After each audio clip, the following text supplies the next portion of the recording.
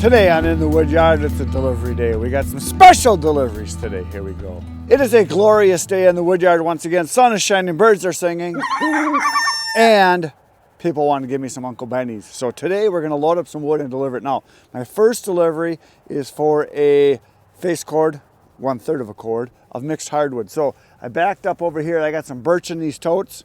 We're trying to empty the totes out so we can be done with those because they're not as efficient. Some of you think they are, but they're not for me. We've got a whole bunch of mixed hardwood over here, and that's what we're going to put in. So we're going to put a little bit of birch in, and then a whole bunch of this stuff. There's ash and maple and stuff like that in here. Now, people ask me all the time, well, how come you don't use totes? Because I produce 200 to 250 full cords a year. I would need 1,000 totes. 1,000 at $40 a piece. That's 40 grand for totes.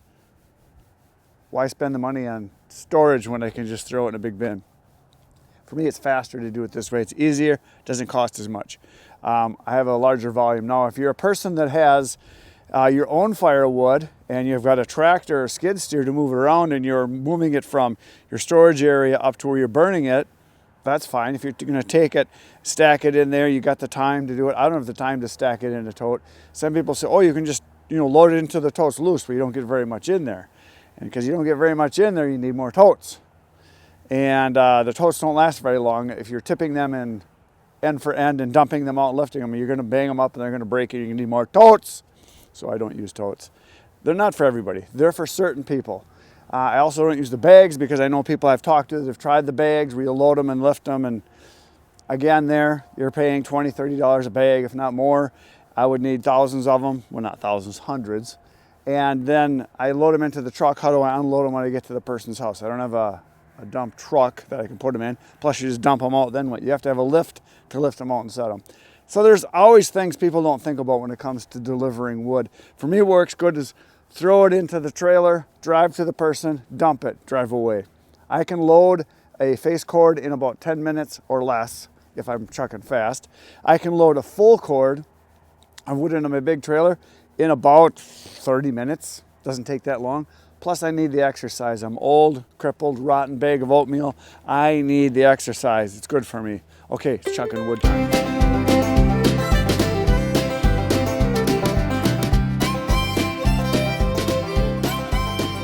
So there it is. The load is on. I got the tarp on. Now, this is not going to be delivered for about another hour, hour and a half. And my order at the end of the day is for a full trailer load with my big trailer, 4 face cords or a full cord and a third. The guy wants, I think, 2 face cords of oak, a face cord of hickory, and then a face cord of where it's going to be half maple and half cherry or birch. I forget what you want. I got to look at the slip. So I'm going to pull this out of the way, and then I'm going to get my splitter out. I'm going to put it over by my oak that I've just been cutting, I don't know, like a week or 2 ago. And I got a lot of stuff that's in rounds that's dry, so I'm going to split it and put it right into the trailer, so that I don't have to do anything with it other than just deliver it then. So, because it's bone dry stuff. It's small oak that's been dead standing wood that I cut. And when I cut it, I could see it was clearly dry. I checked the moisture content on it. It was like 16, 17%. So very dry wood. So that's what we're going to do next. We're going to get this out of here, get the tractor, back up the trailer, the other big trailer, and then we're going to fill that up. All right, so I got everything set up. I got about a half an hour to split here before I got to leave for my delivery that I just put on a little while ago. But what I'm going to do is take from the pile here the stuff, the rounds that I cut. And like I said, there's a bunch of dry stuff in here. So I'm going to split it. And as I split it, I'm going to throw it right into the trailer. And the stuff that's not dry, as I split it, I can tell just by looking at the inside of it. I'll just throw over in this corner, and then that eventually will get scooped up and put in the bins to dry. But there's a lot of dry stuff in here. It's probably 90% dry, 80, 90%, something like that. So I figured there's no sense in me splitting it and then putting it away into a bin and then loading it later. So I'm just going to, as I split this wood, I'm going to put it right into the trailer and do deliveries. That's kind of my plan anyway. So less handling. There's a bunch of wood here, so it should work out good. So we're going to start it up. We're going to do some splitting. So first I'm going to swap out the single, and I'm going to put the 4-way on, and I'm going to go grab that. So there's the 4-way. All I got to do is pull the pin over here if I climb through the pile here.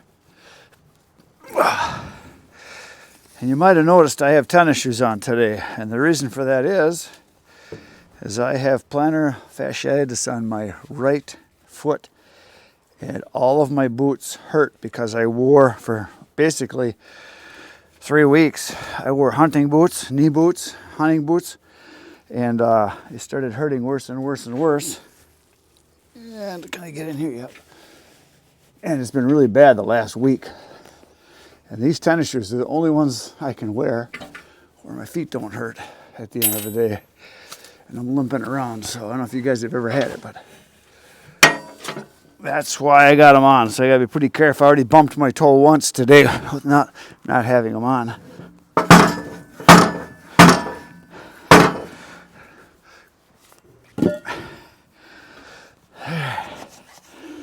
That's not so bad.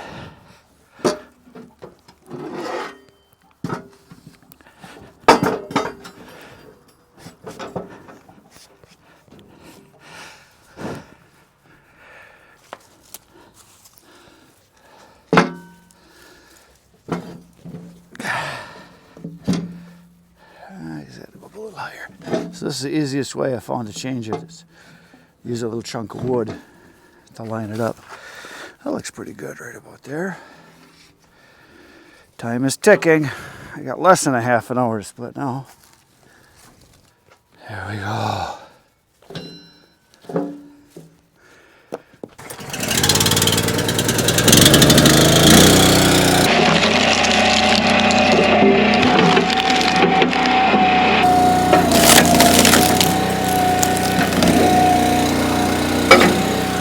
Dry.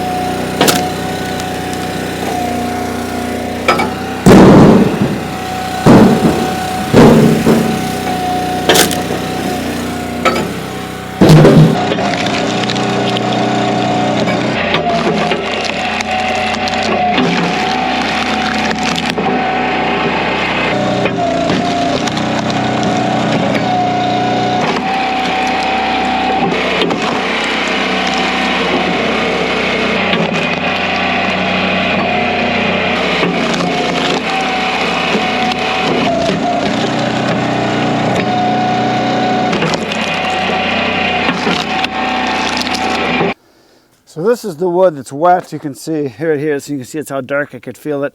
And then when I split these, I can see that it's a darker pink. And the stuff that I've been throwing in is dry. It's I can hear it, I can see it, I can smell it, I can taste it. It is dry. If you look at it, you can just tell by the coloration of it. I can feel it. There's no moisture in it. So very, very happy. There's a lot of it here compared to the stuff I didn't split. But I did have a couple bigger chunks here that I didn't split because I could tell that they were heavier. So I'll just kind of keep eating into the pile. And I got to do 2/3 of a cord or 2 face cords of oak, and then a face cord, 1/3 of a cord of hickory, and then some maple and cherry, I think is what he wanted. So right now we're going to go do the other delivery and then come on back and finish this load.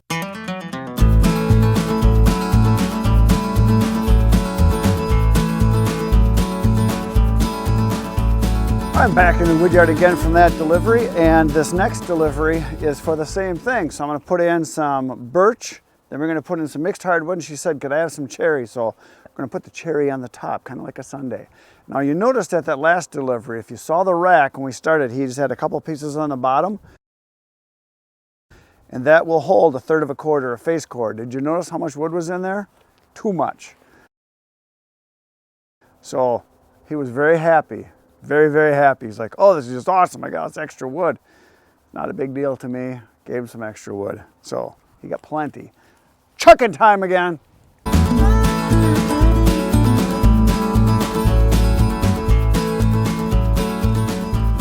There it is. The ice cream sundae has been made. The ice cream, the birch, is on the bottom. Then we put in some ash and some maple. And I finished it off with the cherry on top. No whipped cream. Okay, down the road we go to do another dump.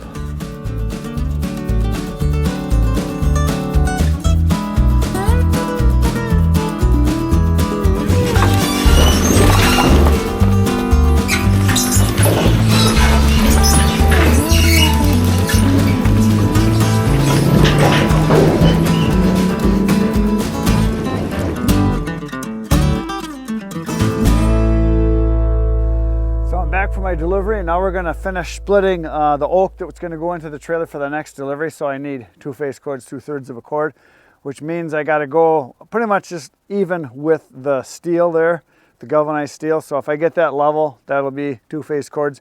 Then I'll throw the other stuff on, and then we're going to go for a road trip and do another delivery.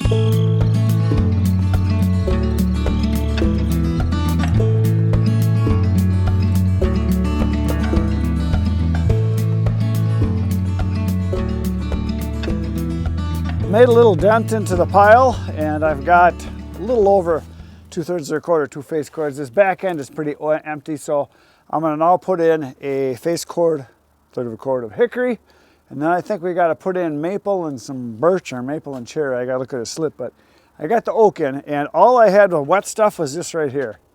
That's it. So I would say a good 90% of it, 80–90% of it is dry, ready to burn right now. If there's even question where it wasn't dry, I threw it off to the side, and this stuff was really good, so it's awesome. So this whole big pile here, as you can see, most of this is dry wood, and that is part of this whole big pile that I cut up, and I still have this to do over here yet. So not all of that. So if you add up all of this and all of that, it's going to end up like a semi-load of dry wood, and there's probably going to be a couple, maybe 1 full cord of stuff that's wet that I'll have to throw off to the side. So that's really nice. That's where buying this barkless, dead standing oak is just phenomenal, because you pretty much, if I had to, I could sell it to people, because even the stuff that was wet, 2 to 3 inches in, it was dry, and just the maybe inch or 2 in the center was a little wet. So I think if I split it down within a month or 2, it's going to be dry and ready to burn. So awesome stuff. Okay, let's go chuck some other wood.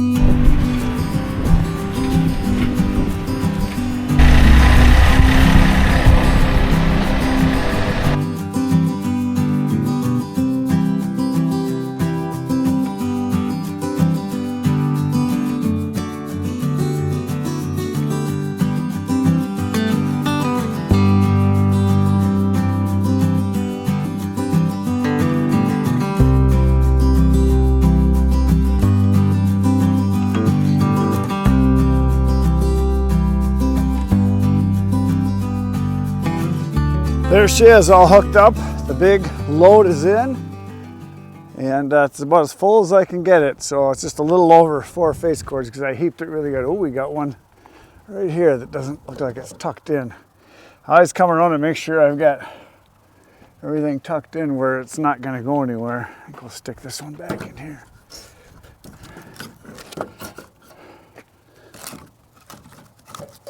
There we go. Now we're in.